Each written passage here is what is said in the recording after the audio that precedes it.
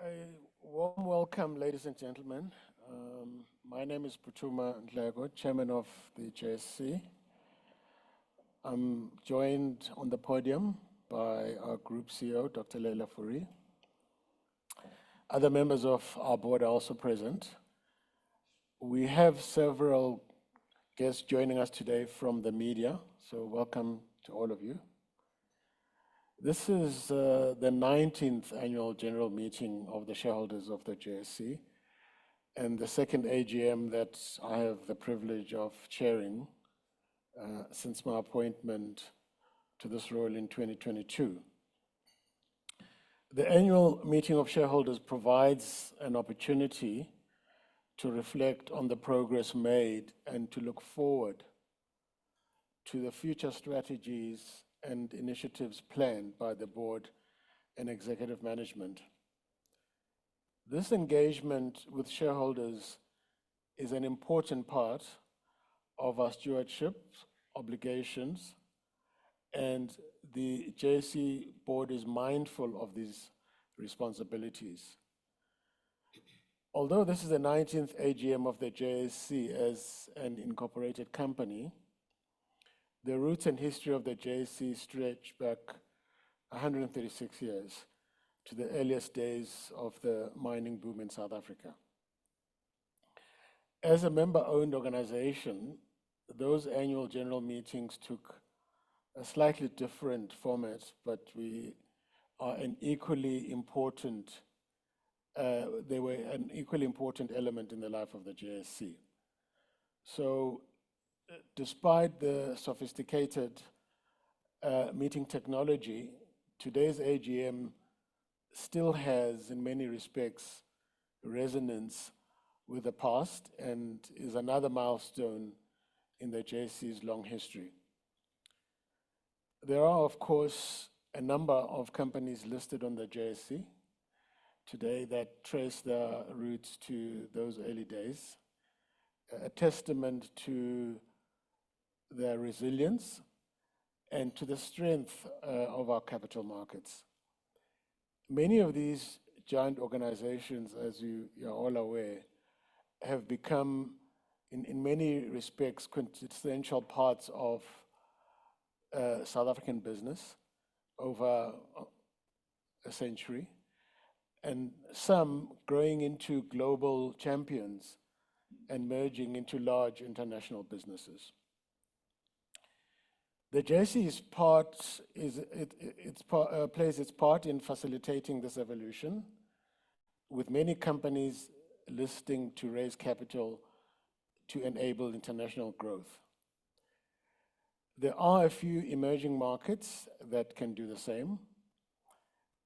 We should want South Africa to continue to produce these global giants, which it can with the right environment and the right policies. This requires legislative and regulatory certainty and trust in the bona fides of business and government, respectively. With the right political will and the ongoing commitment of business, South Africa can regain its reputation as an investment destination of choice, with associated positive consequences for economic growth and employment. So there's benefit all the way around. However, in creating the ideal environment for economic growth, this cannot be done or be solely the responsibility of the JSE. It requires a multifaceted approach with business, government, and regulators collaborating closely to develop a vibrant investment culture. There are several ways in which this goal can be achieved. One initiative would be to create investment products that enable retailers, investors, to easily invest in domestically focused small and medium cap funds. Pension funds reform is another option. government could easily consider policy changes that provide capital gains and dividend tax relief for individuals. All these initiatives taken together, they could contribute to developing an ecosystem that encourages active retail participation in the markets. It's all intertwined. This would in turn provide encouragement for small and medium-sized businesses to list, thereby creating the flywheel for further growth for the country. If we need any encouragement, there are many excellent examples of success of this collaborative approach, particularly in the European markets. Probably Denmark and Sweden are the most recent examples of that success of a conducive ecosystem. Of course, exchanges need to play their important role in this evolution. The JSE has embarked on a process to radically simplify its listing requirements and is considering a proposal to segment the main board to provide relief for smaller cap companies that are not included on the JSE FTSE All-Share Index. We're not alone in these efforts, with exchanges in many jurisdictions making similar adjustments to encourage access to the markets. I'm therefore quite hopeful that in a post-South African election world, we can redouble our efforts and work closely with government and regulators to reinvigorate our local markets to enable the growth and development that we also desperately need in this country. In my remarks at the last AGM, I touched on the tragedy of the many wars, the war in Ukraine, and the consequential disruption to global supply chains, and how that was accelerating inflation and exacerbating the cost of the living crisis. More recently, of course, we are all very much aware of the tragedy and the ongoing crisis in the seemingly intractable conflict in the Middle East, with the entire population that has now been displaced in Gaza with very tragic consequences. These conflicts all extract a heavy price in social upheaval and upend economic progress, not to mention the years of reconstruction efforts that will desperately be required after peace returns. So, while global geopolitical events impact our markets, we cannot direct or influence these events.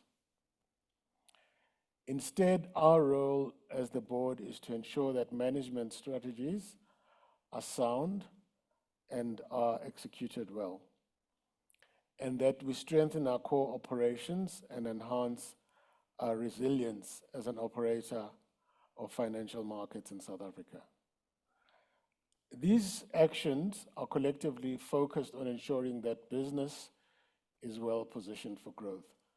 So in our vision, 2026, our strategy sets out clearly the objectives to drive sustainable, high-quality earnings over time. We've already made some important strides to diversify our revenues. Over the past 4 years, we have reduced our reliance on equity trading and increased the proportion of non-trading revenue from 29% in 2019 to 37% of total operating income in 2023. Management is also focused on building the foundations of our market data business with the aim of growing that revenue of this particular segment in 2024. Together with a commitment to our inorganic growth strategy, I'm confident that we will realize the goals of Vision 2026. So in returning really to the governance matters, having given you that context and background, I should advise you that earlier this year, Nolita Fagute retired from the board, having served for a 6-year term as an independent non-executive director. Nolita chaired our group REMCO, a role she navigated with consummate skill. She, has made a very significant contribution to the JSE's affairs during her tenure, and the board are very grateful for her service. As part of the planned succession process, Faith Kanyile, sitting on my left there, joined the group REMCO at the beginning of 2023 and succeeded Nolita as REMCO chairman in January this year. Directors retire by rotation at each AGM. Ian Kirk, Faith Kanyile, and Zarina Basa, all independent non-executive directors, are obliged to retire by rotation at this meeting. All three are eligible for re-election and are therefore standing for reappointment to the board. The board is well placed, well balanced and diversified with an appropriate mix of skills, experience and tenure. In any organization, it is the leaders and the staff that shape its success through their passion, energy and efforts. Leila, sitting right here next to me, has championed a new growth strategy throughout her tenure and has demonstrated a very strong commitment to diversifying the JSE's earnings.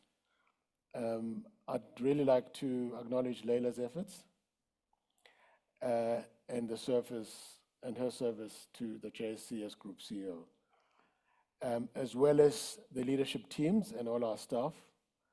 It's really your commitment that has made a remarkable difference and makes the JSE the special institution that it is.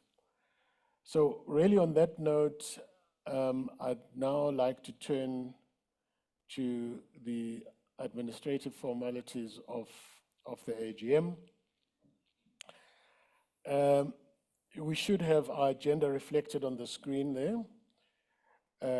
I trust everybody here, including those that are online, have viewed the agenda, and they can also access a copy of the agenda in the AGM notice, and the reports, of course, are tabled at this meeting as well as on the group website. So I think in going through very briefly through the agenda for today, once we've dealt with administrative matters, I will table our financial statements and reports as required in terms of the Companies Act under agenda item 2. I will then thereafter present the AGM resolutions under agenda item 3, and the shareholders will have the opportunity to ask questions, to be clear, specifically relating to the AGM resolutions only. And we will address those questions before voting on the resolutions. Our scrutinizers will then confirm the results of the voting. Thereafter, we'll move to agenda item 4, and our Group CEO will offer her reflections on the year, as well as on the JSE's future strategies and initiatives. Following Leila's address, you may then have questions to ask on the JSE strategy, its business or its operations, or perhaps even policy matters on the health of our capital markets. We, of course, welcome these questions from shareholders and from guests, and we'll defer those questions to the Q&A, to the open Q&A session under agenda item 4. So coming back really to the etiquette of the AGM and how we'll conduct that.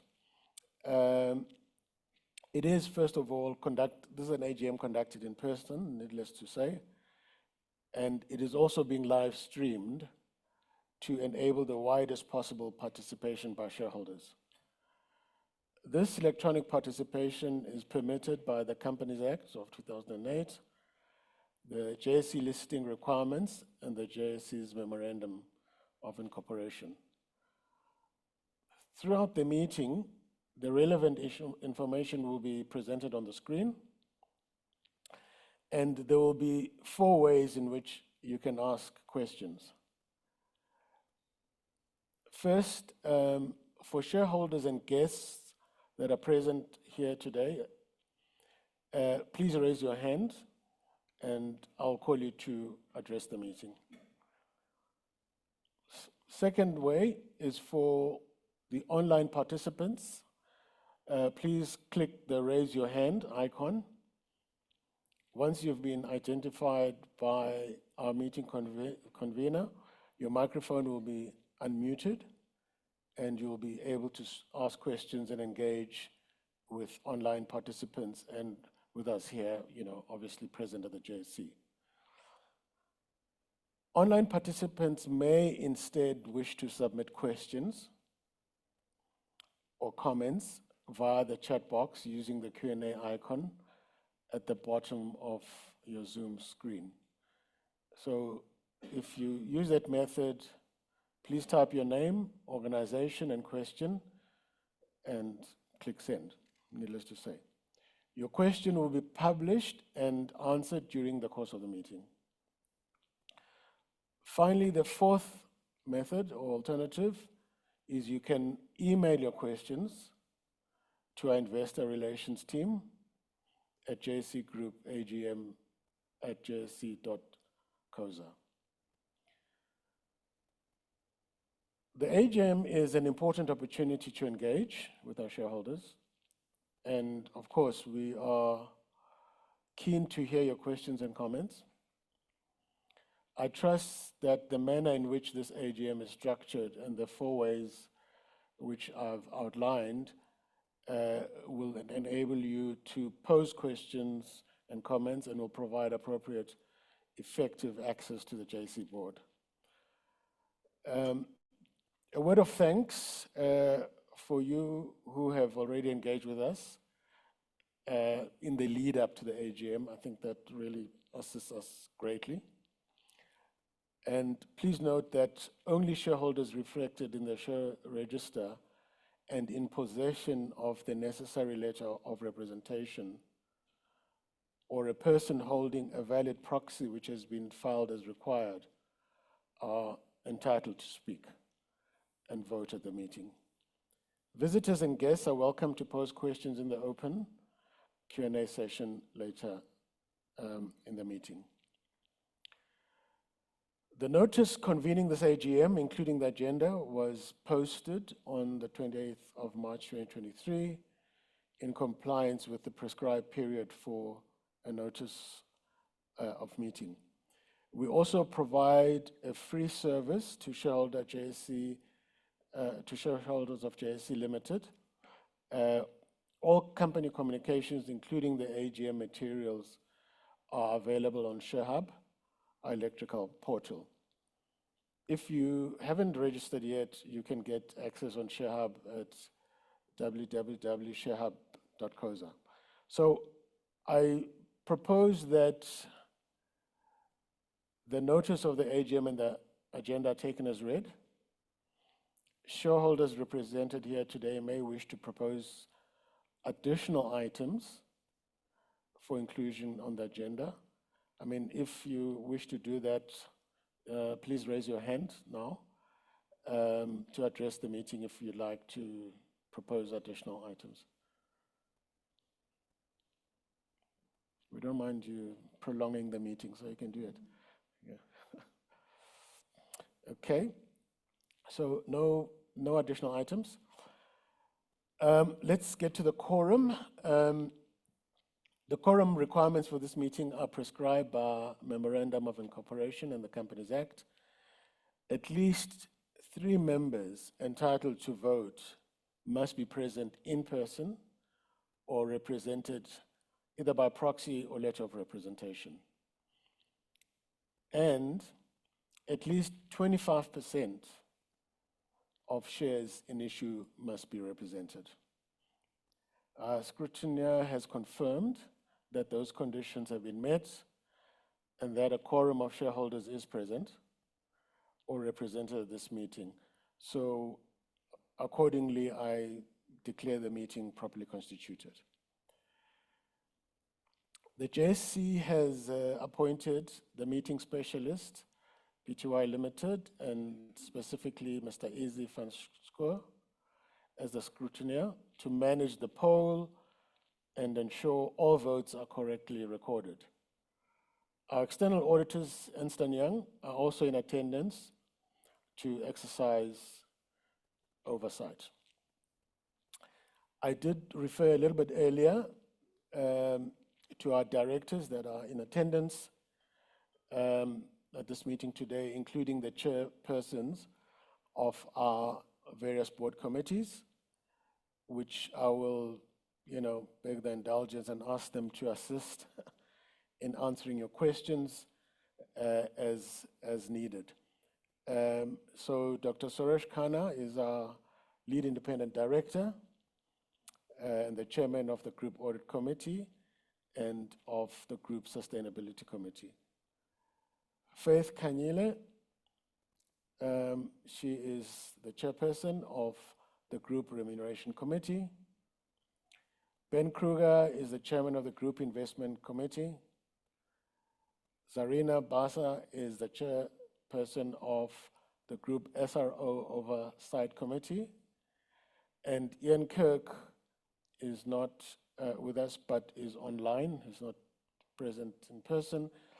He's chairman of our Group Risk Management Committee, and of course is joining us via link. And then Fauza Suleiman is our esteemed CFO, who is also on that table. Okay, so that's the team that hopefully will be able to address all your questions. So with that, I'd like to move on to agenda item number 2, and that's the presentation of the financial statements and reports. The required documentation for this meeting has been in your hands for some time now, and it includes the audited consolidated annual financial statements for the year ended 31st December 2023, including the director's reports, our Group Audit Committee's report, and the independent auditor's report. It also includes our integrated annual report for the 2023 financial year, our governance and remuneration report, and the sustainability report, both for the year ended December 2023. These reports are comprehensive and address the various activities of the group for the year 2023. So I here formally present these reports to the meeting and will take them as having been read. These reports are non-voting items, except for the remuneration report, which is subject to an advisory vote later in the meeting. We now move on to the business of this AGM, being the presentation of the AGM resolutions and voting under agenda item 3. I'm pleased to present and propose the various AGM resolutions as contained in the notice of meeting. A list of these resolutions is now being displayed on the screen, so I'm not going to read every single one of them. I'm sure you can read them. Our resolutions deal with ordinary and special business and include the required advisory resolutions relating to remuneration policy and its implementation in 2023. Please note that in terms of the JSE's Memorandum of Incorporation, resolutions at the meeting will be voted by means of an electronic poll rather than by a show of hands. So before I invite you to cast your vote on these resolutions, shareholders are entitled to ask questions relating to these proposed resolutions. Any general questions relating to the business of the JSE will be deferred to our open Q&A session later on these proceedings. So I would really invite you to please identify yourself as a shareholder, the name of your organization, and state the specific AGM resolution that you wish to question. You may raise your hand now to really address the meeting or submit your question via the chat box.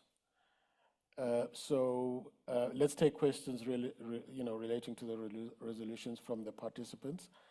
And I think if we can obviously begin with the people in the room first, then we'll go to the chat box. Yeah. Thanks. My name is Paul Miller. I represent myself, and I will be voting 300 shares today.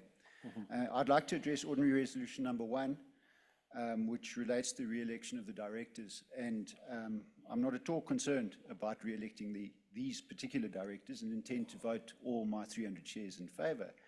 However, I listened intently to your opening remarks, and it's pretty clear to me that the creation of retail-friendly product and the attraction of small and medium companies to the JSE are important to the JSE.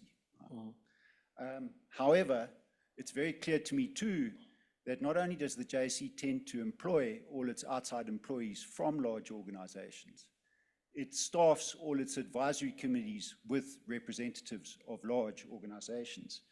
And all your directors, I have to say, represent or have experience in large organizations. In fact, I would suggest that what we have here is a board of directors that represent team big business. How is that going to create an environment where this exchange can attract more retail investors and the entrepreneurial end of our exchange, which I don't see represented here at all? Well, I think the only big organization I represent, for example, is the JSE. I don't know of another one that I represent. So I would tend to agree that South Africa does tend to be top-heavy with large institutions, and we continuously look at evolving the board and getting a different set of skills. I think it is also true to say that while some of the directors have been on large companies, it has not been really a perpetual characterization of where they've come from. So the fact that they may sit on a large organization doesn't necessarily mean that they can't bring skills and views that would be useful to really creating that retail base. Having said that, I think we note the point, and I think as we try to evolve the board and make it more and more diverse, that's something that we will take into consideration. So I accept the point. Yes? Yeah. Hi, Paul. Thanks very much for your question. And like you, we too are very much focused on the retail market. It's a very important growth node for us. And I think if you look a bit deeper at the experience of some of our board members, you'll see that many of them come from businesses which have a very large retail footprint. Ben Kruger, who was the group CEO of Standard Bank, Serena Bassa is on the Investec board. Both of those banks are focused heavily on the retail market. Both of those banks have very large retail trading brokerages. And in fact, indeed, our own chair was the CEO and chairman of one of the largest telco, well, the largest telco in Africa, which was very heavily retail focused. So it's certainly a key priority for us, and certainly top of mind for many of the board members and their experience. Although it's a large business, it is certainly still very much focused on the retail mindset, and it remains an important priority for us.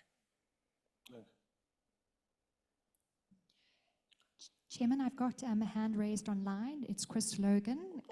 Chris, go ahead and ask your question. Yes, hi, Mr. Chairman. Can you hear me? Yes, we can hear you clearly. Yes, thanks very much. Thanks very much, in particular, for a very elegant, pertinent, and informative opening address. Yeah, I did submit some written questions which you've already touched on, so I'm going to try and cut to the chase, if that's okay. Sure. Before doing that, I'd also like to just thank the JSE for its progress in, in growing other revenue streams and revising the listings requirement. Look, what weighs heavily on one in deciding whether to vote for this board is, why has this board not been able to get the supportive policies, some of which you talked about, in place?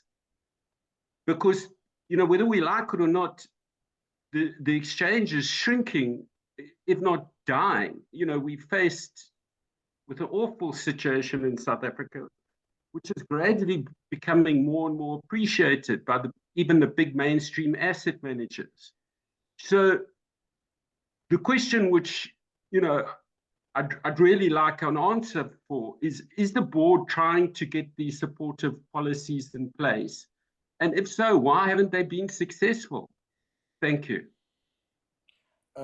Thanks, Chris. I will give you my response, and I'm sure Leila may also want to add 1 or 2 words to that. Well, first of all, the stock exchanges anywhere in the world are essentially an integral part and product of the macro situation, and the JSE is no different. You may be aware of an article that was circulating in the FT in the last 10 days or so that was, for instance, outlining the success of the Swedish Stock Exchange, which is one of the examples that I referred to a little bit earlier. And if one looks at the essence of what has happened there in Sweden, was that the vast ecosystem that's essential to ensuring that the stock exchange is successful, whether it's asset managers, fund managers, government policy, and all the enabling factors, are really all the things that came together to make that one of the examples of a growing and successful stock exchange. The South African situation has got a number of facets that are different from Sweden, not to mention the different inequality, the concentration of very large asset managers, and of course a continuous engagement with government to try and create conducive environment and appropriate policies that can achieve exactly what you've referred to. And I should maybe just close by saying that it is not from the lack of effort by this company and by this board in engaging government. I mean, I can say on a first-hand basis, I and Leila at times and many of executive staff do engage the policy makers and try and arrive at something that is in the long-term interest of the country. But once again, I did refer to the fact that this cannot be the sole prerogative of the JSE in solving all these problems. We, within reason, as the market maker and part regulator, our role in trying to make that that environment and able to attract more foreign and direct investment. So we all wish we could achieve far more, Chris, and once again, we take the point, and I think you mentioned it last year as well, but I can assure you that there's considerable effort by the board and management to try and achieve that. Leila, I don't know if you... No, thank you. Okay. Any additional questions? Sorry, is it a follow-up Yes, question? yes. Okay. Yes, please. Well, I take comfort in that, Mr. Chairman, but do you not think that by the JSE and the board constantly downplaying the severity of our delisting crisis, lack of primary capital raising, by, say, for instance, referring to the fact that the market cap is growing, they've lulled policymakers into a false sense of security? That would be the first question that I'd like you to consider before I vote. And isn't it time for the JSE, led by the board, to put its hand up and say there's a crisis? Yeah, I think on the contrary, I wouldn't, accept the point that the JSE downplays the concern of delistings. I think on the contrary, I'm sure, Leila would attest that the JSE board is always putting enormous pressure on management to try and find ways in which we can constantly analyze what causes delisting. Apart from accepting that this is very much a global trend, JSE is not unique in that respect, but that's not therefore cause for us not to take the proactive and preemptive action. And we do that by, constantly looking at what can be simplified in listing rules and all of that to try and make it attractive for companies to stay on the stock exchange. And as I've said a little bit earlier, there are endless presentations to the Treasury, to FISCA, to SARB, and all the elements of regulation to always raise the flag that if you have capital outflows, you've got delistings and so on, the long-term effects are not good. But we don't necessarily believe we should do that by shouting from the top of the mountain. I think we prefer to engage directly. And under circumstances such as this, or where the opportunity is appropriate, we do raise this as a challenge. But when I say it's a challenge, it's a collective challenge for the country, of which the JSE is an important part. So I'm not sure we can say more than that. We can just assure you that we're not sleeping at the wheel on this particular item. Well, Mr. Chairman, if I could just respond once more. This isn't a global phenomena everywhere. China, India, Indonesia, Sweden, as you pointed out, Tel Aviv, NASDAQ have got thriving and growing markets. And I think this is another reason, the JSE, in my view, hides behind this, that this is a global phenomenon. It's not. I accept private equity is growing rapidly. Jamie Dimon addressed this in his annual shareholders letter. I've sent Graham and Romy all these things. I know all these articles. You can ask Romy. I pepper her with stuff. So, I don't know how you can say that this is a global phenomena when you've got markets growing robustly, particularly over that 2021 period. And then now in Asia ex-Japan, these markets are growing rapidly. Sweden, as you know. No, I would want to avoid this being a dialogue and between the two of us, Chris, but let me just say, New York Stock Exchange, Australian Stock Exchange, and LSE, many stock exchanges have had delistings. When I say that is a general trend, I'm not saying there are no exceptions. Of course, there are exceptions. I mentioned Sweden as one of those exceptions, and you have mentioned quite a few. So that is really not our posture to say because there's a general trend in this direction, we should not be proactive, we should not, do everything possible. And I'm saying we are doing that, but we must also recognize that stock exchanges are, by their very nature, a product of their environment. Some of the countries that you have mentioned are growing at GDP of 5-6% or even higher. Our GDP has not been growing at that sort of rates. And you got to understand that you need a high tide to lift the boats. And that's just the reality. But we are working on it. And I think that's the best that we can address that.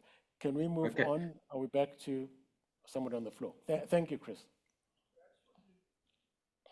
If I could, still addressing Resolution 1, I'd like to put it to you that having directors with experience in our very large financial institutions, be they ones who serve retail customers, is a bug, not a feature for the future of this exchange. And I say that with the utter respect for the people involved. Those very institutions that the experience was gained from have spent the last 30 years taking your direct retail customers and putting them into mega funds, which is exactly the problem why we can't attract small and medium companies to this exchange. The large concentrated financial institutions' dominance of this exchange is a bug, not a feature. And if we are to attract small and medium companies to this exchange, we need to get retail investors back directly into this exchange, away from Investec and Standard Bank, where all that experience was gained. We've got to undo the damage, not repeat it. Can I respond? Okay, Paul, let me just say this, and I'm not too sure that we necessarily have such a big difference. I think I accept that you need to have a diverse set of skills and input on the board. So the fact that the institutional experienced or large institutional experienced directors on the board is not a negative in my view, because they bring other features, other experiences that are very relevant and very important. Having said that, I fully agree with you that having a wide diverse of experience where you've got people that have been focused with retail in different respects, not necessarily from the large institutions, is very important. So I accept the point. Yeah. Okay, we're going back out, all right? Yes, please, Chairman. We've got two questions online from Mkhuli from ESG Insight SA. I'm going to deal with his questions regarding these resolutions and then leave the balance of his questions for the general Q&A at the end. Okay. The two questions that are pertinent to this section, he asks about board sustainability expertise. He states, although the board lacks members with direct sustainability qualifications, how is the existing sustainability expertise for members utilized to improve ESG compliance, governance, and strategic direction, given the JSE sets the tone for the rest of the market? And then can I ask the second question? It says non-executive fees. Considering our previous concerns about the high fees for non-executive directors, particularly the chairman, what measures are being taken to align fees and remuneration with the company's size and its peers? Thank you. Do you want to take the question on the sustainability first, Leila? Yes, sure. Thank you, and Suresh might well like to comment on that too. Perhaps, do you want me to start, Suresh, or? Thank you. Thank you, Mkhuli, for your questions. And as you know, sustainability is a key priority for the JSE, and we have been founding members of a number of global institutions. We've led, co-chaired UN and other initiatives, and the board's support in this area is vital. We're very fortunate to have people like Siobhan Cleary, who has deep and good experience in sustainability. having studied a master's in that field and also working in that field. We are also very fortunate to have Suresh Khanna, who chairs our Sustainability Committee. He has been extensively involved in, for example, the IFRS SASB Sustainability Global Disclosure Guidelines and has extensive experience in that field. In addition to that, in South Africa, we focus not exclusively and only on climate finance, but also on the very important social dynamics and leaving no one behind. Faith Kanyele has had extremely good experience and has been the CEO of an organization that has looked at the social inclusivity and gender balance in our markets. And each of these dynamics and dimensions have contributed to our advanced sort of thinking and progress in this field. But perhaps if I may, through you, Chair, hand on to Suresh. Thank you very much, Leila. Yeah, just to add a little bit, I agree completely with what you're saying in terms of the skills of the members that are on the committee, and particularly the Sustainability Committee. Very well, deep expertise in that area. Just at a personal level, I suppose I'm a trustee of the IFRS Foundation, and that's the organization that has set up the ISSB. And in that context, I've been very close to developing and assisting in the development of the global baseline relating to sustainability disclosures. So I think as a group, we believe that we have sufficient skills that are needed for the sustainability area. And then it's also, we are supported by management. We've got capable people on the management front that are also good and have deep expertise in the space of sustainability. Thank you. On the second question, with regards directors' fees, including my fees, I don't think it would be appropriate for me to talk to that.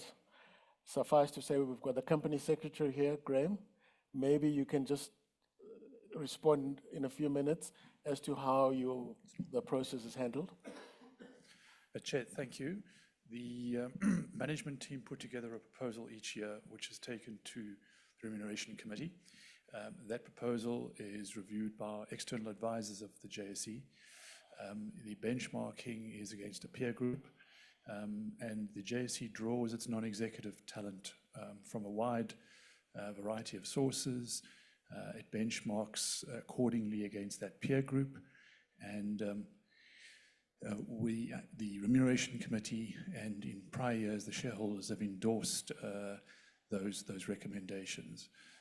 We are putting to the meeting today a proposal where the proposed fees are about 90% of the median of that particular peer group. So I hope that answers the question for Mr. McCready.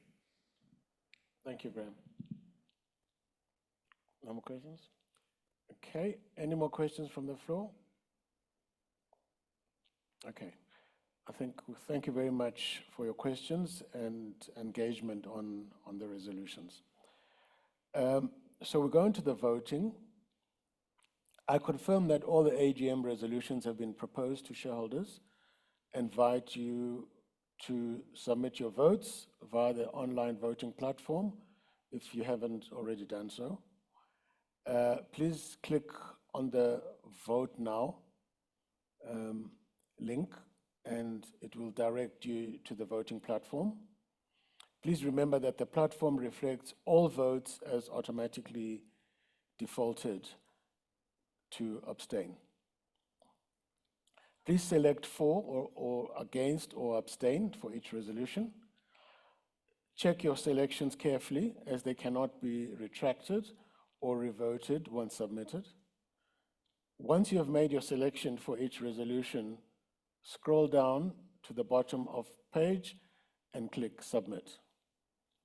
A message will pop up on your screen confirming that your votes have been received.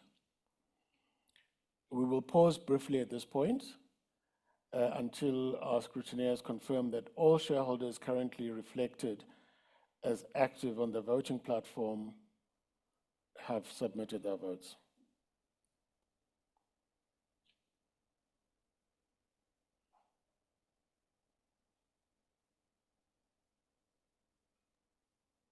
Thank you, Mr. Chairman. We will be closing the voting platform very shortly, so those shareholders who may not have voted, kindly complete your vote. Chair, if you could just grant us 30 more seconds and we will then close the voting. Thank you.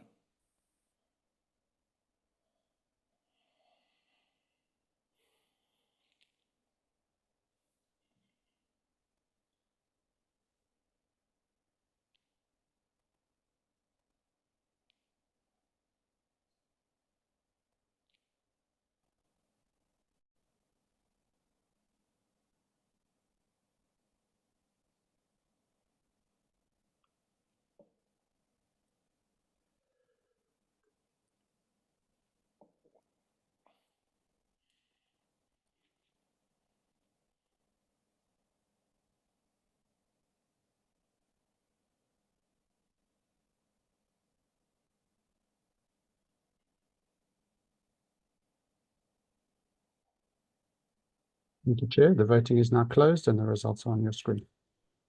Okay. Thank you.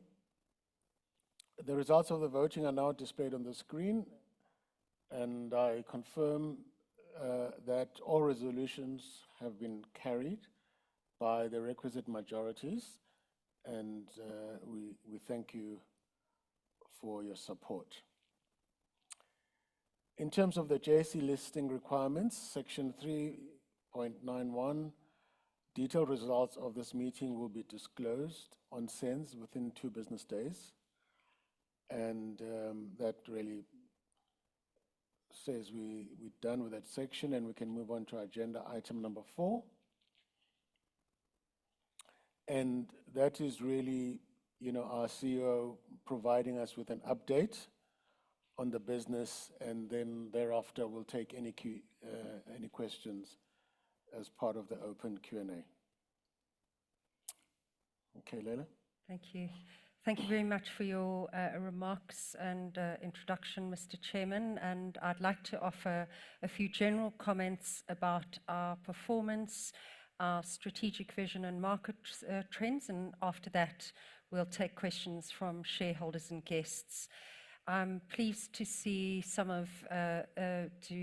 a number of familiar faces in the room, and also familiar names are joining us online. Thank you very much for your time and for your interest in joining the JSE. It's been a busy year delivering our strategy and innovating to improve our competitiveness and in achieving our financial goals. We delivered a strong set of results in 2023 amid difficult conditions, global uncertainty, and shifting asset allocations by domestic and international investors. I'm sure many of you attended our results roadshow in March, so I'm going to touch very briefly on some of our key financial highlights that many of you would know. So our headline earnings per share, as you remember, increased by 12.2% year on year, and NPAT grew by 11% year on year to 831 million. ROE was up from 17.8% prior year to 19.4% in 2023, and cash generated from operations increased by 13.6% year on year to 1.1 billion. The business remains well capitalized. Our regulatory capital and our investor protection funds amount to 1.47 billion rand. These funds are ring-fenced and held as non-distributable reserves in accordance with the Prudential Authority requirements. Our remaining cash on hand is devoted, obviously, to working capital requirements and, of course, to pay the annual dividend. These strong results can be attributed to a very deliberate effort by management and the board to diversify our business segments and asset classes across the exchange. And this has helped us to overcome lower trading activity in 2023. You'll no doubt have seen the published data showing our equity market value traded last year being down 9.5% for the full year of 2023. For those of you who have been with us for a while, will be familiar with the evolution of our strategy, which in the last 5 years has focused very pointedly on diversifying and fortifying our revenue streams while delivering a competitive proposition to the market. Non-trading revenue last year accounted at the end of the year for 36.8%, almost R1 billion, 954 million rand of the JSE's overall operational revenue, up from 29% in 2019. And this was driven by largely a 15.6% increase in our information services business and a remarkable 20.2% increase in the JSE Investor Services, which is a business that we acquired in 2021. As a licensed market infrastructure, we are mandated to provide robust and resilient trading, clearing, and settlement platforms for market participants. And we are particularly pleased with our resilience and our market uptime of nearly 100% through the year of 2023, despite a number of market-moving and highly volatile events. This is testimony really to the investments that we've made over time in technology, processes, and of course, people. 2023 was also a year of significant innovation to ensure that we continue to provide a compelling set of trading and non-trading services that drive revenue growth. We introduced a number of innovations, including firstly partnering with Amazon or collaborating with Amazon Web Services to modernize our BDA technology using computing infrastructure and AI to deliver innovative market solutions and improve our operational efficiencies. JSE Clear announcing the acceptance of securities collateral, which is a first for the South African market to meet initial margin requirements. This initiative relieves the liquidity strains amid mounting global and sovereign risk. Upgrading the STT or Securities Trading Technologies platform ahead of schedule and under budget. As part of our cloud-centric strategy, we transferred all crucial equity and bond data to a cloud data lake, and we launched Big XYT Ecosystems, which is a cutting-edge analytics as a service to global exchanges. In addition, Colo 2.0 was launched in 2023, and this is our new colocation service, which is designed to reduce data center costs for our market participants. Finally, we also collaborated with Expansive to develop voluntary carbon market to boost South Africa's carbon credit capabilities. And this sustainability initiative will enable local participants to buy and sell carbon credits and renewable energy certificates, or RECs, which are either held in local or global registries. The value of these collaborations enable us to rapidly innovate in data services, private markets, carbon trading, and these will all support and underpin the modernization of our broker-dealer accounting system. This will ensure that we maintain a leading position among emerging market exchange operators.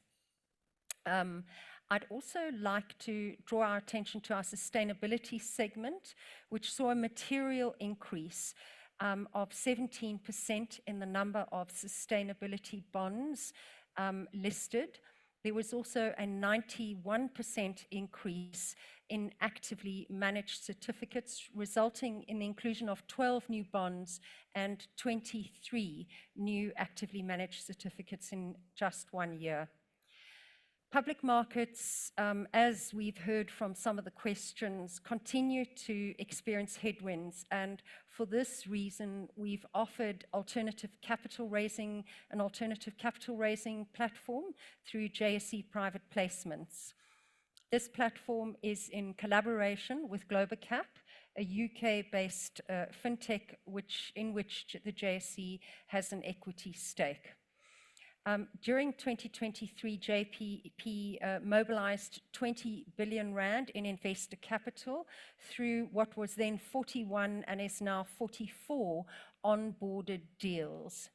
Although it's still a new venture, the initial traction and number of new companies seeking to raise capital demonstrates the growing importance of JPP as an alternative venue for capital raising.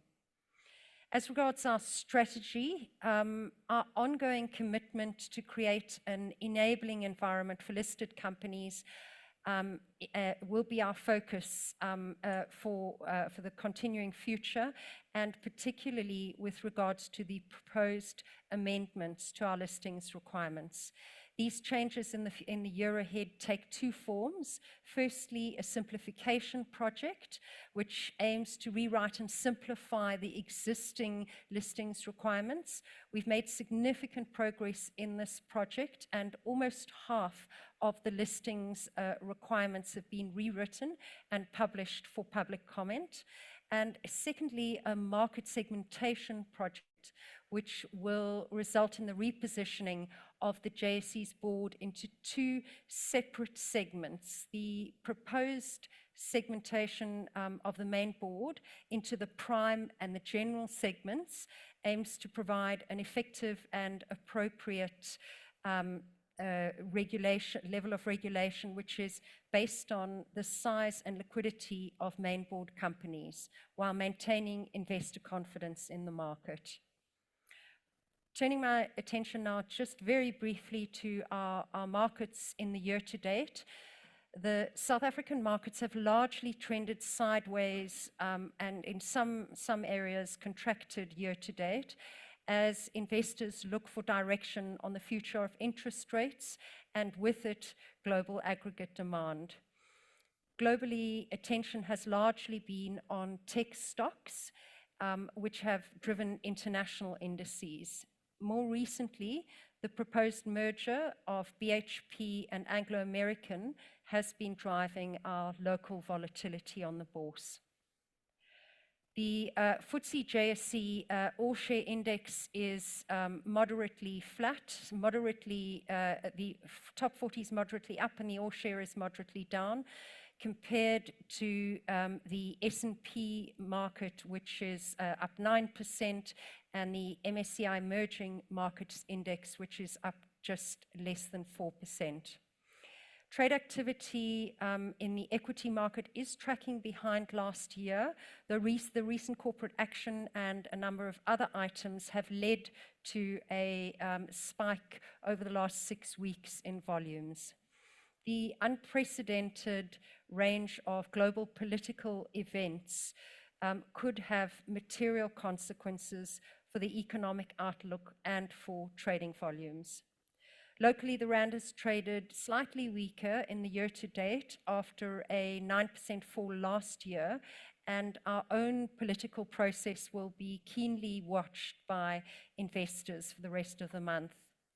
On IPOs, we are anticipating a moderate improvement in the number of listings, and we were pleased to welcome We Buy Cars to the main board last month, and we anticipate several more new listings which are in the public domain in the year ahead.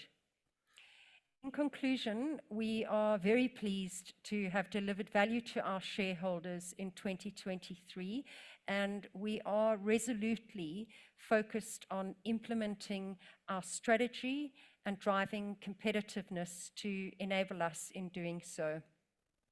The JSE provides a compelling value proposition as a low-risk trading environment with an outstanding operating performance that is continuing to innovate.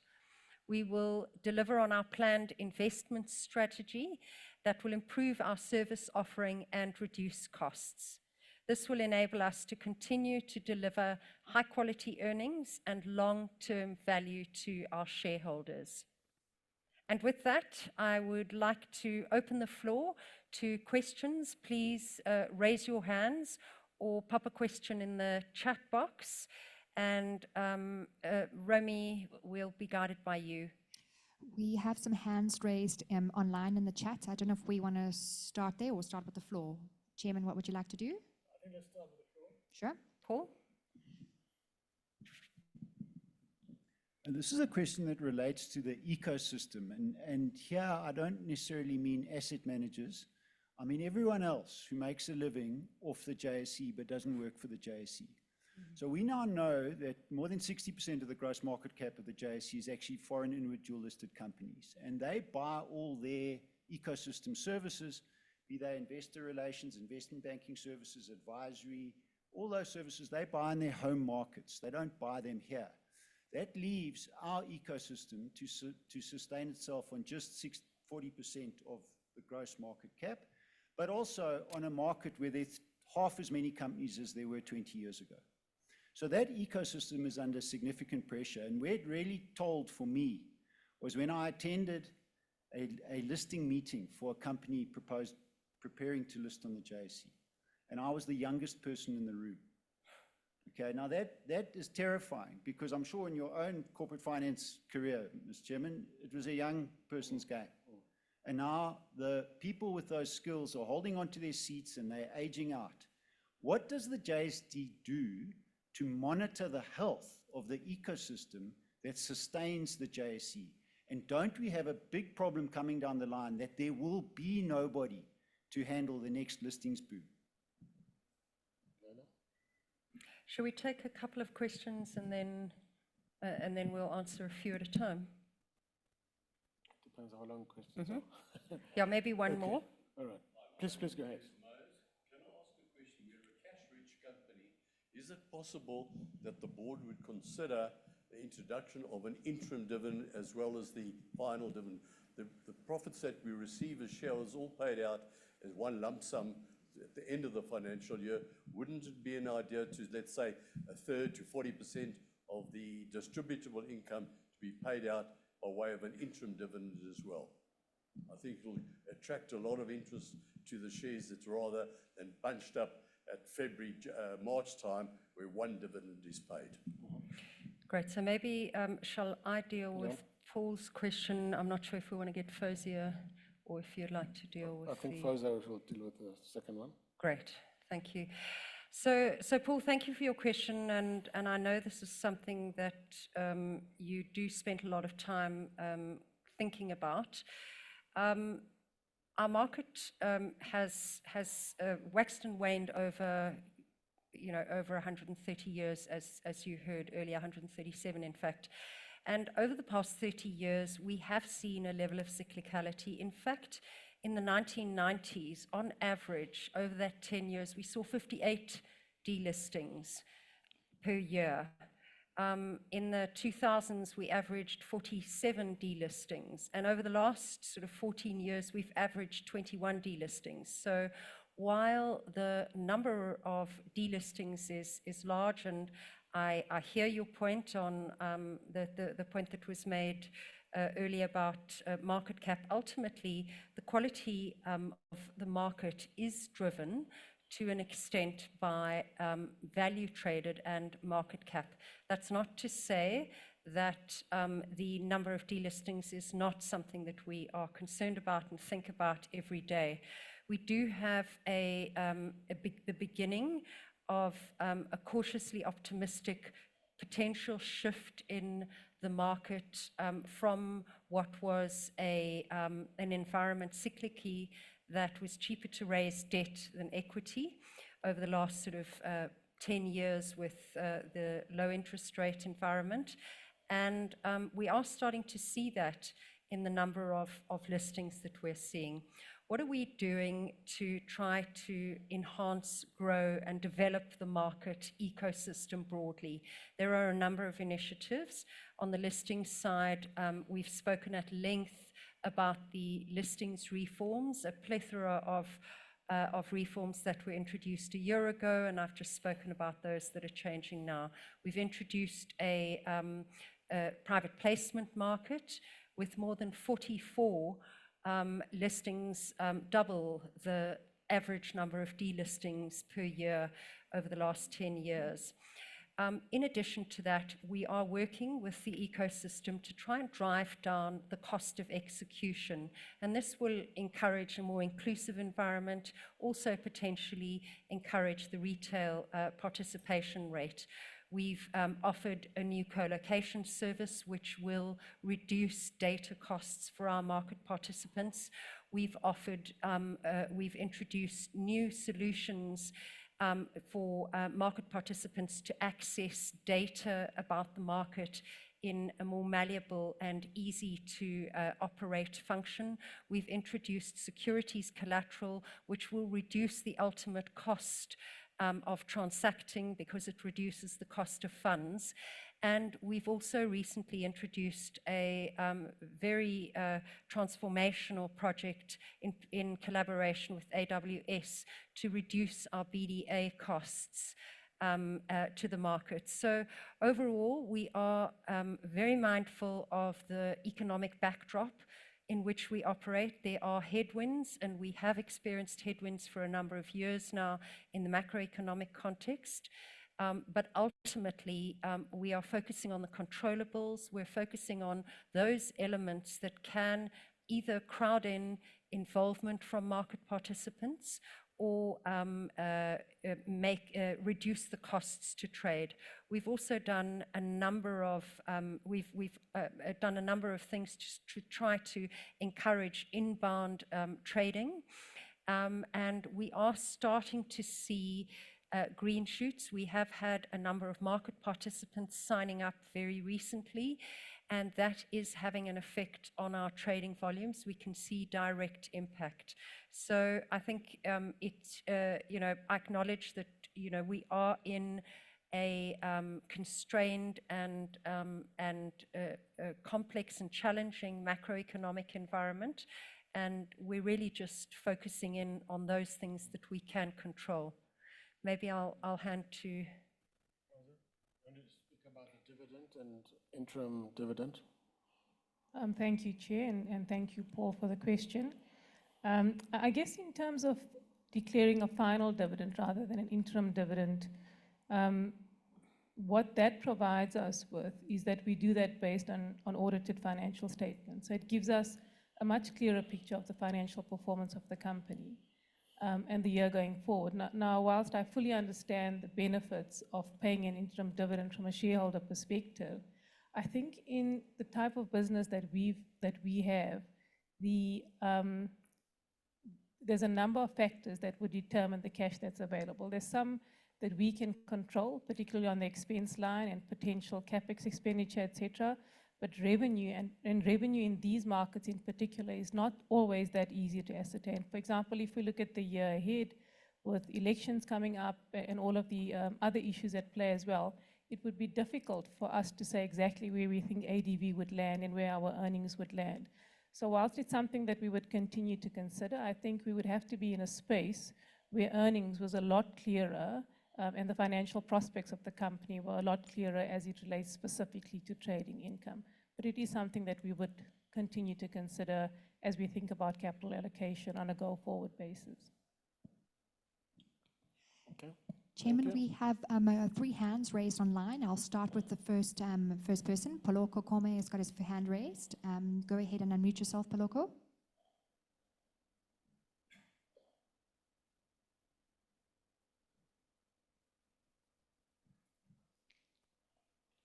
Paloko, go ahead and raise your question. You are unmuted.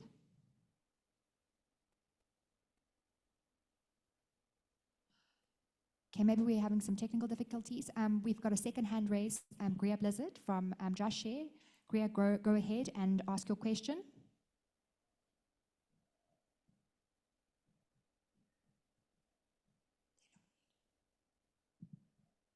Good afternoon, Chair. Can you hear me? Yes, we can hear you. Thank you. Good afternoon, Chair. My name is Greer from Just Share. I have two questions. We are very pleased to see that the JSE has conducted a survey of issuers to understand how the sustainability and climate change disclosure guidance is being used. We are aware that you'll be looking into updating both sets of disclosure guidance. And I want to quote, incorporate relevant requirements from IFRS S1 and IFRS S2. My question is, do you plan to do more monitoring and oversight of the extent to which issuers are reporting in terms of the then updated disclosure guidance? And my second question, if I can go ahead now, or would you like me to ask it just now? Yeah, ask the question. Thank you. Mhm. The second question is, we have observed at Just Share that there are many companies which have gender and race diversity policies, but lack clear transformation targets. The JSE listing requirements mandate issuers to have these policies and to set targets, and I quote, if applicable. However, the phrase if applicable introduces ambiguity, which companies appear to be taking advantage of to avoid adopting clear targets. It is very difficult to track the progress of this in the absence of targets. Can you please explain which circumstances setting targets is and is not applicable? And would the JSE consider issuing a guidance to clarify that targets should be included in diversity policies? This is particularly important in relation to female representation on boards, which is still significantly lower than the proportion of women in the population who are economically active. Thank you. Thank you very much. Suresh, will you be able to handle the first question? And then Andre, you talk about the loophole that you've left. So, Okay, thank you very much for that question. I suppose it's, the guidance that was issued, I suppose, was in November 2022. And since then, we've been doing a lot of activity in terms of raising awareness, etc., and monitoring what's happening. I think if you just look at the number of hits we've had on the website in this regard, it exceeds 1,500. I think so that's clear that there is a lot of interest. I think we, as you also mentioned, that we are updating that guidance that will be coming out in this towards the end of June. And I think this is, as we all know, the whole area of sustainability is an evolving space, and we've got to continue monitoring. So we will continue monitor until there's a legislative framework which becomes a lot more clear as to what we should do. But in the interim, we will continue awareness, we will continue the education programs that we're running, and keep monitoring developments and see what changes need to be made. okay, thank you. Thank you, Chair. Thank you, Griff, for the question. Just to clarify, and I don't want to bore the AGM with the technical interpretation of the listing requirements, but the intention of the requirements is to have targets on a voluntary basis. So companies have the option to determine whether they want to set targets. Once they set the targets, they then have an obligation to report against those targets. So that's the current framework that we have in the listing requirements. I can just stipulate that King as a recommended practice that companies should set targets, but that's obviously recommended practice only.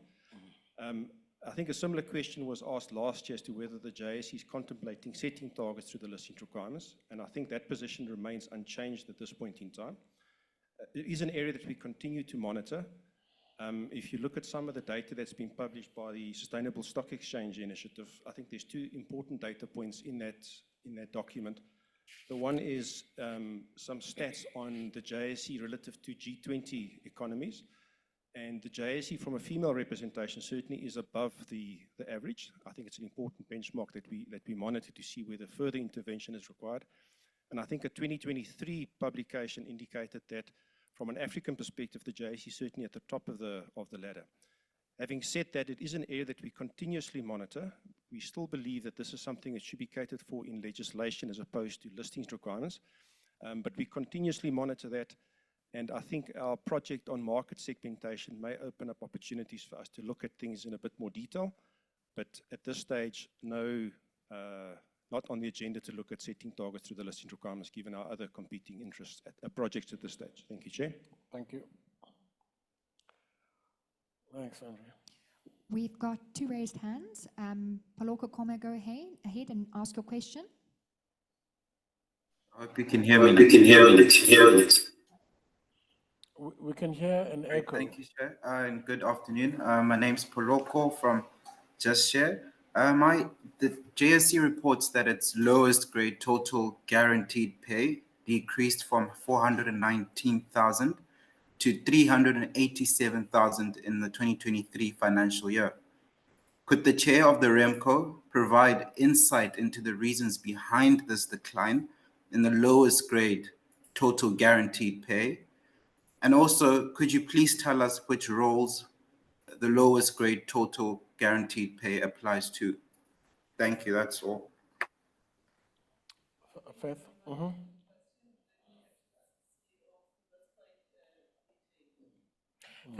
Thanks very much, Faith. So the shift, you would be aware that we have acquired a number of businesses, and the nature of those businesses is different to the nature of the staff complement that we had before. And so this is what would have shifted the average per head salary. I think in terms of the lowest paid, we might have to just get back to you. I don't have those figures, Graham, unless we have them on hand. But the key reason for the shift would be the acquisition of both the share plans business most recently, and previously the Link Market Services business, where you've got a number of large call center agents and operations staff, and the nature of their work and the level of that work is quite different to that of the actual the general JSE staff. Graham can. Chair, thank you, but that's a correct answer. All the do you have the lowest paid number? The lowest paid is in the lowest professional class of staff, and as you've indicated, it comes from other parts of the business. There is an indication in the report where our more juniors, non-skilled staff are below that level, but we benchmark against our professional staff, as you indicated. Okay. Chairman, we have another hand raised. Chris Logan, go ahead and ask your question. Yes, hi, Mr. Chairman. Thanks again. I was very excited to read in your integrated annual report that Hong Kong had been approved as a secondary listing venue. And I was ecstatic when your IR told me that the JSE had already met with Tencent. Of course, what I'm really looking forward to is when Tencent will be listed on the JSE and followed up by some other big Hong Kong heavyweights like Alibaba and JD.com. So perhaps you could just fill us in about any potential progress with Tencent, because it seems natural to me that it does have a secondary listing on the JSE, being significantly controlled or influenced by Naspers. That's the first question. Do you want me to ask? I've got another one. Yes, please go ahead. And then just reading, I don't know if you read JP Morgan's shareholder letter. Jamie Dimon, he goes into this whole thing about staying competitive and shrinking public markets, where he sets out that in the US, public companies have shrunk relative to the tremendous growth in companies financed by private equity. And he lays bare that part of the reason is the increasing onus, regulations, and bureaucracy imposed on public companies, public being listed. How does the JSE weigh that necessary balance so that, you know, we don't get more and more companies not listing or leaving the listings environment because there are so many formalistic, bureaucratic requirements? Thank you. And I hope I wasn't too hard on you guys in the beginning. No, we've become accustomed to it, Chris. But having said that, Andre, do you want to respond, please? Thank you, Chair. Thanks for that question, Chris. So I think Leila spoke about some of the initiatives that we're dealing with in terms of cutting red tape. I think we've been quite deliberate since 2021, starting with our Cutting Red Tape project, where we made significant amendments to the requirements to make it easier for companies, specifically the smaller ones listed on the JSE. That was followed by the Simplification project. And just to give you some indication there, Chris, the current listing requirements span across approximately 800 pages. If you look at the 10 out of the 19 sections that are out in the public domain at the moment, those sections have been cut down anything between 35 and 65% in terms of volume. So I think making requirements easier whilst maintaining appropriate investor standards is critical for us. But we do think we're in a world where we can make things easier for companies and make it easier for them to apply the requirements. And I think that, coupled with the most recent market segmentation project, where we've been very deliberate to make it easier for companies on the main board, we think those initiatives will go a long way in stemming that tide. Thank you, Chair. Okay. Where is Tencent listing on the JSE? So, Chris, thank you for your question. Of course, we cooperate and collaborate with all market participants to encourage inbound listings. The JSE is an infrastructure provider, so we're not an advisor, and we wouldn't be directly involved in any enablement of any actual listing. That said, we do partner with our capital markets teams in the investment banks. We indeed have met with Tencent, and indeed there would be an interesting arb trade that could occur between listed entities and cross-held entities with Tencent. That said, you know, we obviously can't comment any further on where that might go. Like any other country that we might have a fast-track listing agreement with, we would encourage any form of dual listings, but at this point, we really just work through our market participants. But we would love to see Tencent listed on the JSE. Okay, thank you. All right, are we done online? We have a couple more questions from Mkhuli from ESG Insight, SA. Can I deal two at a time, or would you like to close with the floor? Okay, all right, let's get those, and then we're going to close with the floor. Okay. Okay. He asked about emission reduction. He said we raised the same question at the last AGM. An explanation was given due to the increased use of generators and plans for rooftop solar. This year's disclosure indicates a notable increase again in emissions, particularly in Scope 1 and air travel. What specific steps is the JSE taking to mitigate these emissions, and how do you plan to align with South Africa's renewable energy goals while addressing the over-reliance on diesel generation? Then question 2 is around future technology oversight and investment. The annual report purports that the increased costs were due to strategic initiatives. However, a closer look indicates an increase in remuneration costs. Headcount did not change much. What is the JSE's focus and an investment into AI technology that can help decrease some of these costs and also make some of its technology offerings more attractive? Shall we start with Suresh?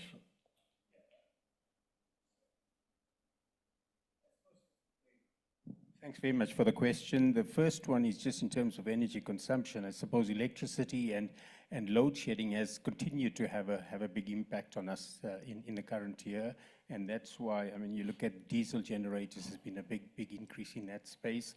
I think the other areas are pretty much in line. I think travel may have increased a little, but I mean, that's in an international world where you're trying to get international investors in. You do a lot of road shows and that overseas.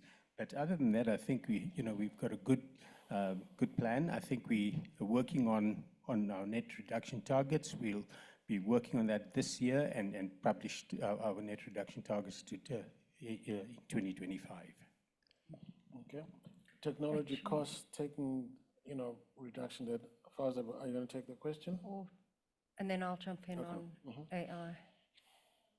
Take the first part of the question. Thank you. So thank you for the question. Just in terms of where we're spending our money. So whilst we talk about the investment in growth initiatives overall, I think it's important to understand that that spend would come through in a number of different line items in our P&L. And certainly one of those items that would be impacted would be salaries. So we need to employ the right people in order to deliver on our growth initiatives. And as we go along, we do find that it is, in many instances, a little bit more expensive to hire the right people in order that we continue to deliver on our growth initiatives. So it's probably not only the technology line item that you'll see those growth initiatives come through. You'll see it in salaries and in one or two other line items as well. Thank you. Thank you. AI. Yep, thanks, Fawzia. So just to add to that, in terms of the investment into AI, there is obviously a focus on selected strategic hires that would be required to start to build out our AI or continue to build out our AI capacity. And then there is also a project-focused cost, which is using AI quite extensively, and that is the rebuild of the BDA system that is going to be using AI to translate COBOL code into Java code. In addition to that, we are building foundational elements in our data lake, in our market services business, which will in the future enable AI-based products to be overlaid onto that through our JSE marketplace. We most recently launched a beta product or the beginning of our market data place. And these are really foundational elements for artificial intelligence. There are a number of other areas that we will continue to invest in. We have done an initial investment into a social listening tool in our regulatory space. There's still a lot of work to be done in that space. And of course, enabling artificial intelligence or algorithmic type trading through top quality, high speed, low latency trading capability is, of course, forefront for us. So we taking a holistic approach to AI. We see it as a very integral part of the future, and we'll continue to invest both in the direct tech and also strategically into specific staff. Tabalo, our Chief Information Officer, has a program to upskill and really begin to develop the skills in that space, including cloud and AI. These are all sort of ecosystem supporting skills within his team. Chairman, we've got 3 more remaining questions online. So we'll make those the last 3. The last 2 are from Mkhuli, and then there's one from Michael Avery. I will start with Mkhuli's. Leila, you just touched on it. It's the legacy system modernization. What is the anticipated timeline and the project impact of the BDA modernization? That's the first question. And the second one is, given 30 years since 1994, does the JSE believe its efforts to enhance inclusivity and accessibility to previously disadvantaged investors, man-in-the-street retail investors, has that been successful? And what metrics does it use to measure this? And then the last question from Michael Avery. We know that the JSE is doing what it can in revising its listing rules, but there is absolutely no indication of a policy response from either National Treasury or the FSCA to what is clearly on an existential threat to SA's public market ecosystem. Has the JSE lost the support of the policymakers, or have they been unable to communicate the severity of the situation? What evidence can you share of engagements with the policymakers to this effect?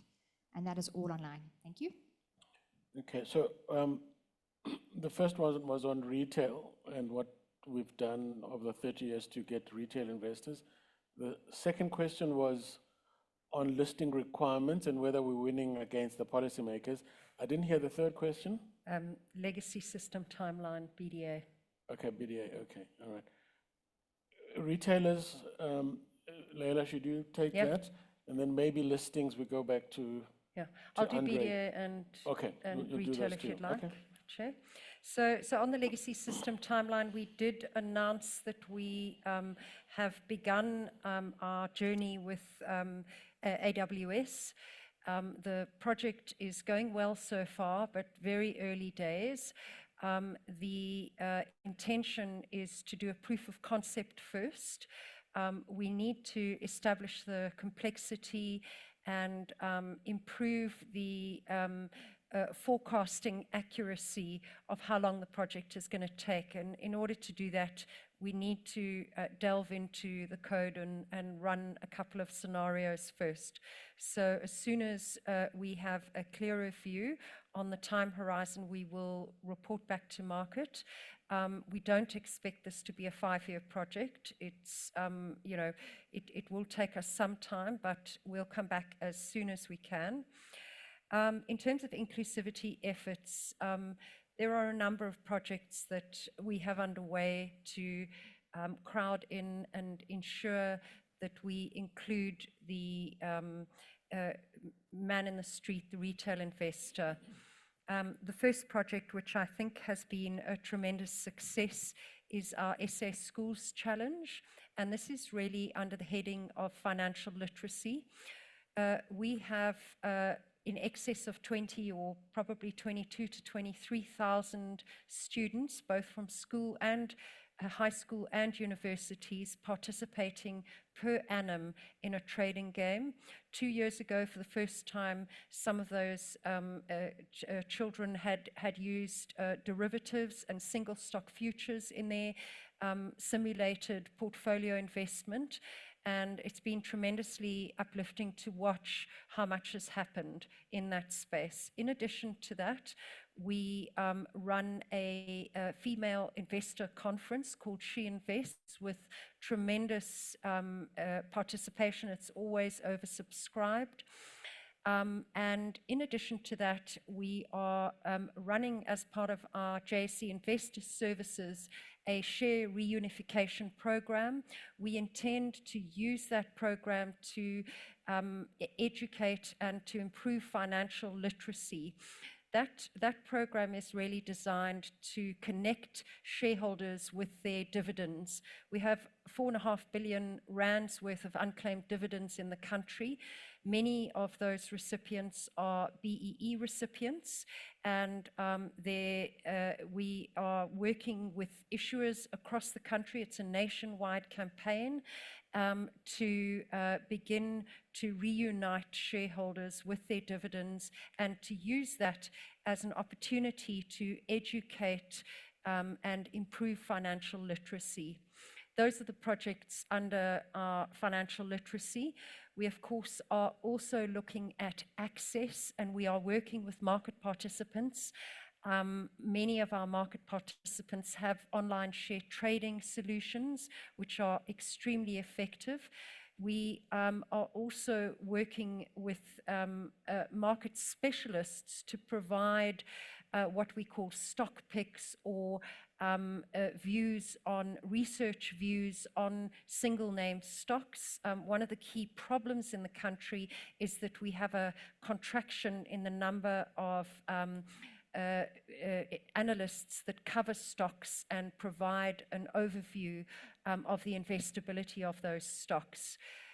We have over sort of 15 to 20,000 hits for most or many of those sessions that we hold, and those are all available on YouTube historically for investors, retail investors to access. So I think a lot is happening, but Mahuli, I would like to say that much more needs to be done, and we are working with market participants. We have a committee where we are trying to drive inclusivity and involvement by the participants. I'll hand over to Andre to talk to Michael's question on policymaker interaction. Thank you, Leila. I'm going to be cautious with my response because FSCA, as a public sector regulator, has to give final approval to any rule changes, so I wouldn't want to preempt the outcome of that. What I will say is, from a listings perspective, we have regular engagement with the FSCA at the most senior level. I mean, our chairman and our CEO is involved in those interactions, and the same applies on the FSCA side. I can only say that we're having regular constructive engagements with the FSCA to assist us in getting the appropriate changes to the listing requirements implemented. Having said that, there's a significant amount of work on the agenda, specifically over the next 12 to 18 months. So we're not underestimating that, but there are no indications that we don't have the support of the FSCA in the macro issues that we are considering. Thank you, Chair. Thank you very much. Can we come back to the floor, take a question from Paul, and then one more question, and then I think we would have, it's been a comprehensive engagement. Thank you. I really have two questions, okay. And I'm going to come, they've both been touched on already, but I think I'd like more clarity. Firstly, I know it doesn't matter how many actual companies are listed on the stock exchange, and delistings versus listings is a little bit of a red herring. The issue is whether you can, and you're always going to regard value and volume traded as being the most important thing. But if you cannot raise primary capital, you cannot list. And if you cannot get a good price for your shares, you're going to delist. And my concern is that the JSE at a strategic level is supported by an ecosystem. You don't solicit people to come and list, your market participants do. But at a strategic level, do you pay any attention to the health of the ecosystem that sustains you? Because I can tell you, as someone who's out there, they are aging out. People, last year, nobody would have earned a bonus as an equity capital market specialist raising primary capital, because there wasn't any. So the people that sustain you out there, who go and chase down the deals, there are fewer and fewer of them. The international investment banks are pulling out. That's my question. Do you pay attention at a strategic level to what's happening to the ecosystem around you? And then the second one is this policy response thing, because I don't think it's been addressed. The trend on certain other exchanges is that there's a pullback of companies from the listing. It doesn't matter whether it's global, whether it's certain exchanges. I accept that there is a trend. But the countervailing trend in all those markets is that there's been a response from those countries' policymakers. Whether it's investigations, proposals, it's debated in parliaments, prime ministers go out to try and persuade people to list on one market rather than the other. The point is there has been absolutely no public policy response other than National Treasury saying that there's nothing to see here. So then the question is, have we failed to persuade them that there's a problem, or have you lost their support? That's the second question, and neither of those 2 points have been addressed. You want to start? Phil, do you want to make any comments? Or? Sure. I think, Paul, on the ecosystem, absolutely. There's pain points in an environment, whether it is on the capital raise side or whether it is on the brokerage side, whether it's on the secondary market trading, whether it's the conduit. We do try and work closely with the ecosystem, but as we've said, there's a lot out of our control in terms of fostering growth in a segment. And you're right, internationals have pulled out for many more reasons than the JSE has in control, risk appetite for just emerging markets and etc. What we do try and hone in is South Africa still has a very strong on-the-ground presence, and we are bearing through the cycle. So where we can work with the ecosystem, we prioritize that. Where we can do direct initiatives that we can change in our listing environment, in our trade execution and market quality, we take that with the serious and the utmost importance. Saving the ecosystem is also in the interest of the JSE, because it is, we depend on each other. It's a bilateral agreement in terms of how we sell. We've recently done a roadshow. We had strong SA brokerage presence, which helps our sales and our growth of our marketplace. So we are very aware of the ecosystem pressures. Like Leila had mentioned, there's many initiatives we do to make our product offering strong for the clients to sell and to work with. We lean in strongly on policy advocacy and trying to make public sector especially aware of the issues. And then we are trying to, in the immediacy of the cyclical challenges we face, try and lower fixed costs, try and increase access, try and reframe our listing environment to make our exchange attractive so the ecosystem can go out and have a livelihood. It is tough markets. Initiatives that we do to grow, for example, we've just signed a Saudi MOU. We're also looking, if the macro of SA is not enabling, how can we spread our wings as an exchange for this ecosystem to also go out and have a sales force that can actually generate revenue, have viable business options, look at strategic partnerships in the ambit that we cannot change South Africa overnight. So all of these we are cognizant of and are trying on various facets of the core exchange business proposition to work with the ecosystem to say what more can we do to understand the viability, not just the ecosystem, but also our own operations. Valdine, maybe you want to just talk about the engagement with the policymakers, things like SA Tomorrow and so on. Yeah. I mean, the point is taken, but I think it's... Yeah. Yeah. So maybe we can look at it in two facets. One is, as Putuma mentioned, it's all these roadshows with policymakers to try and put South Africa as an investment destination. It'll mobilize the whole ecosystem. So we do that once, sometimes twice a year in chosen regions. Last year we did Asia and New York. This year we will do New York and London. And go with private and public sector alignment only on the ambit to get interest into South Africa, have a strong value proposition, and put confidence in investors that say, hey, look at us, even though we're low on growth, we have a direction that is aligned from public and private sector. The second order of this is the advocacy we do, exchange control reforms, leaning in on things like the free mining shares and, on the free flow shares that we are trying to advocate on, leaning in on tax incentives and policies, many initiatives that we take to Treasury. And now on the third level that we've gone one step further to try and work on the SOE rehabilitation in merits that we can work on. Are there pipelines to listing? Are there increased governance frameworks? Are there channels to showcase some of the SOE rehabilitation, which will again bode well on a macro and an investor confidence? So those are actually three tangible items that we're doing right now, but it is a whole year initiative. It is lots of bilateral meetings. It is lots of bilateral engagements with public sector, private sector investors, and advisors. So it's very tangible, very deliberate, and very focused. And we're really trying to lead top-down, change the macro, change the policy, and make sure the JSE is an enabling environment for capital raise and secondary market liquidity. Thank you. Thanks, Valdine. Look, I think that brings it to an end. And thank you very much for your most succinct and very incisive questions. I think it's given us a lot to reflect on. I think when we respond, we're trying to genuinely say what we're doing, but we take note of these points and continue to work on them. This really brings us to the conclusion of the AGM. Once again, I'd like to thank those shareholders present here in person today. I know it's not always easy to come to these meetings, so we appreciate your presence. And of course, all the online participants. I trust the AGM has been a meaningful engagement with the board and executive. It does seem that this hybrid format does give us a lot of participation, and it seems to have become more and more the norm. It also provides the transparency and opportunity for engagement and accessibility, which hopefully you would agree is a reflection of good governance. And as I say, thanks for the questions.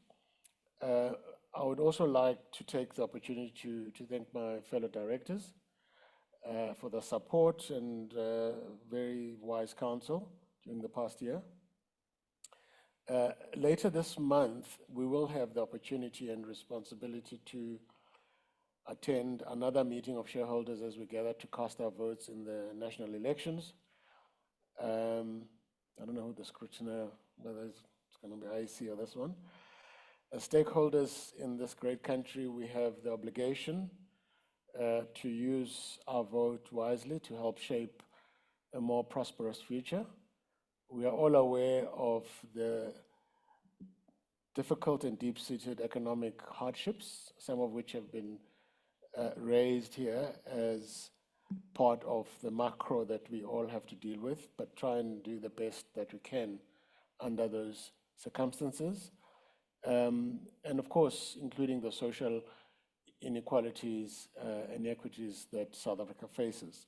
And that does affect things like, how many retailer investors you have and so on. So these are all the matters that we are all going to continue to work on.